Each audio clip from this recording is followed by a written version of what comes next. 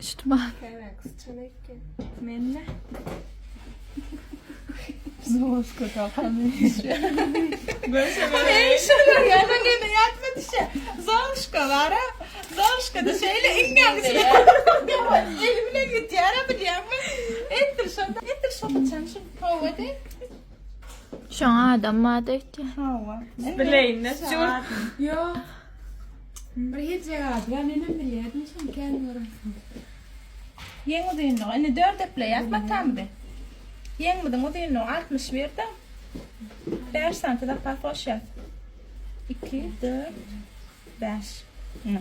5 santim daha fazla koştuk. Kaçlı yat. Bunlar gerek kal. Bu da gerek.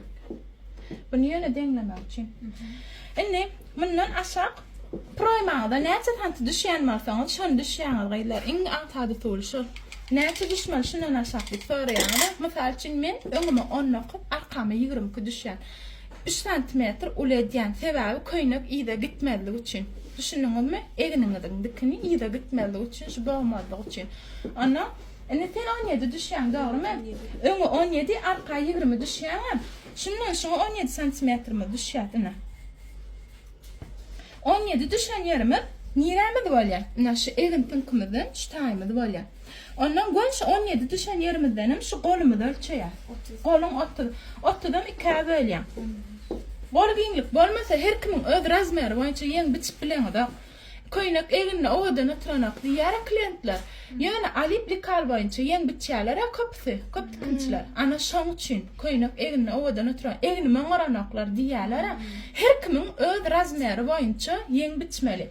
Onam nehili şu kol giyinliğini ölçemeseniz klientin razmeri boyunca yen bitip bilen da. İn esası da şu düşündünüz mü? Bana da santi hisse koşanı da gönlümün kısıp ödünen yanır. İnni 15 santimetre koş yaz. Zborka köp gerek mi? Az gerek mi? 10 santim Böyle. 10 santimetre zborka için koş yaz.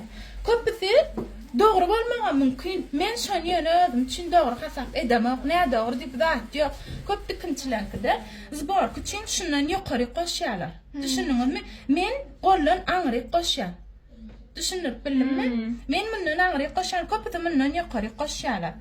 Men şunu doğru hesap edeceğim ödümü. Her kimin öyle bitiş var yani. Ne? Biçu yanlış deyip de yok şu köynek şu klientin eline kovatırsa şu biçu doğru bolluğu. Her hile de bitçe her kim öyle bilişçe. Bas kaptalına. Ne? Mani yankayını gön çıldıq doğru mu? İlka kolumu da ikabörlük martan şep eplanı. Müdü için yaktı ne? Ondan sonra 10 santimetremiz bor küçüğün zapas koştuk. Nişe koşun zapasımızdan beylek yankı 17 düşen yerimiz var boyunallığa. Bundan şöyle 3 burçlu yat. Nişini 4'e böyle yat. Neyse tanıtı varsa? 31 2'ye böyle yat. 15 yarım doğru mu? 15 yarım 2'ye böyle yat. 7 yarım edi vereli.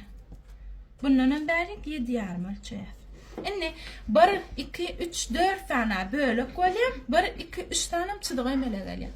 Birinciden 2,5 santimetre yukarı düşeceğiz. İkinciden 2 santimetre yukarı düşeceğiz. Üçüncüden 1 santimetre aşağı düşeceğiz. Düşündünüz mü? İnni şunu şey deyip aşağıdan yukarı çıdıyız.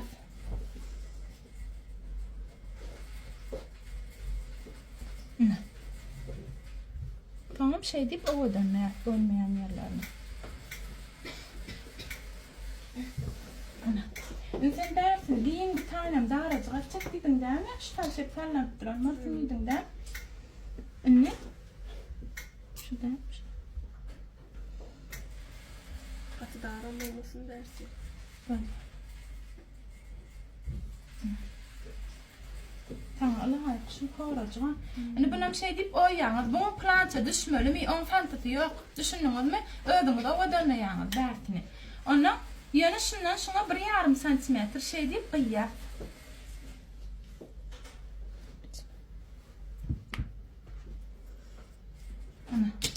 Şundan şöyle içine 1,5 santimetre kıyar. Neyim için?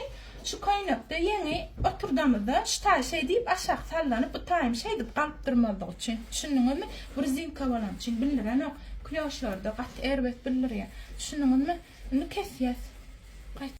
Sebebi men düşüneceğim, ol öz düşünüşüm boyunca men yanlış diyemem hiç kimka. Men öz düşünüşüm boyunca yengden köp kişi değil. Paşti şey deyip oyalarına. Doğru mu? Ştaydan. Ona ön tarafını oyalar, arka tarafını oyanakları men oyamak yengde. Sebebi proymadan ama oyasa önden 1,5 santiyali. Proymadan ama oyup bundan ama oyan olin men ştay çek ya deyip hesap etyen. Ana proymadan oyansan böyle yan oturduk koyuyor. Sıranla oyup bari şunun içine girip oturuyor. Sen ne edecek yengde oyup. Doğru değil mi? Men şunu doğru kabul edemek. Men rahat göremek şunu. Yani oyalar. O ne doğru değil yani. Düşündünüz mü? Böyle beğendim kesiyat.